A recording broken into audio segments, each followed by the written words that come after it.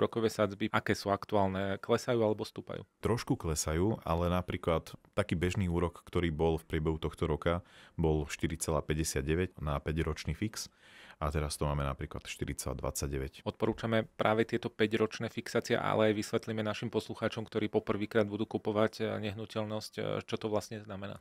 5-ročná fixácia je taká najobľúbenejšia, no a znamená to, že majú rovnaký úrok po celú dobu tej fixácie. To znamená, že keď mám fixáciu 5 rokov, tak 5 rokov sa mi nepohne úroková sadzba. Ani nadol, ani nahor. Sú aj jednoročné, trojročné, potom ešte aj tie vyššie 10-ročné, ktoré sa oplatili asi pri nízkych úrokoch, keď bolo 1%, mnohí si to takto uzatvárali a teraz to už asi nie je aktuálne. Ešte pred 2 rokmi bola taká situácia, že ste dostali 20-ročný fix za 1,39. Ale to už je teraz minulosť. A z môjho pohľadu budeme čakať buď veľmi veľa rokov, alebo sa už toho ani nedočkame nikdy.